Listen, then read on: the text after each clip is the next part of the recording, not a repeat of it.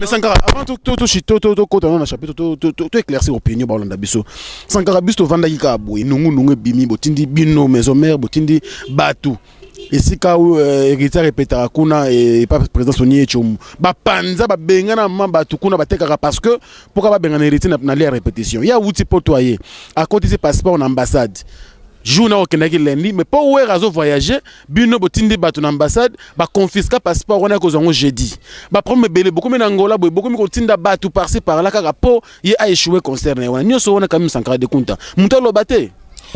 Fabregas go dalege na succès to tinda jamais batu ba panza mbimara mnae Ferre alege na succès jamais to tinda ba panza mso répétition Ferre obelo omwe atika beta musique nae lelo jamais ouais rasona na tamora bando panza et si comme sous répétition sori nani on répète rien il y a un problème au sérieux que nda si kazo ko répéter ako linga momi mo mettre momi ana mettre muzadrambasa za muku wa moko on comprend akanela orchestre mobimana ba mettre na ina batutu na biso mettre on a kota beta kuna porte pumbwa na ba fanatique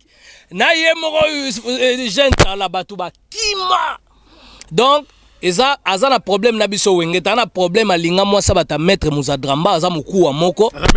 aza mettre wenge pete mettre na kasavu besika côté rendo répéter alinga moi ça mettre wana moi mettre yoki aya abeta likofi na porte pumbwa batu zwa de asomo likofi na porte siko o calculer zone longue accident yango moni ba bendana siko to bo bendani joana kanele orchestre mona fana so bazape na danger ba ke no répéter muzadrambasa kangaka likofi boy liboso porte ya omoni na ndenge bakima lelo sikoto cha wera na makamno pwani pour faire à répéter pembeni on est-ce que tu penses faire oli comme passeport kasi bon ça va to kende sou makamba ko sabino vraiment photos ala na ebite excusez nga mes photos ala msu bête pour zonga normal wera sala na ambassade Angola te non ah wana bandaki kasi te ambassade Angola ambassade za côté Angola te ambassade déjà représentaka pays na bango donc eza lokola ambassade wana eza lokola Angola eza lokola te meza Angola oui procédure ya ambassade wana na Angola wera okende kuna asalaka na kati te ye pete muta opesa visa ye pete muta ko décider bosiko wera kama take na Angola bio te bozwa passeport na ebo pese visa te est-ce que ça na sens il paraîtrait akenda ki so auti poto comme net exemple so comme so dimanche sonde l'état lobby nango lundi okamati okoti passeport eza procédure ba sommes sous dans 24 heures même sous dans 48 heures en attendant ba traiter dossier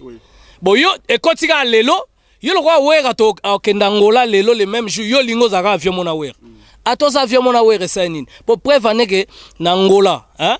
jour akita au mona ba image ba tatula ba mbata ba confondre na mona cigarette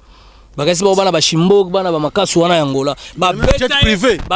nani jet privé yo bototika vansiko obi jet privé ba kenda na ngwe bien biso atindela biso ngo wifi na Guinée na yemo na kati okam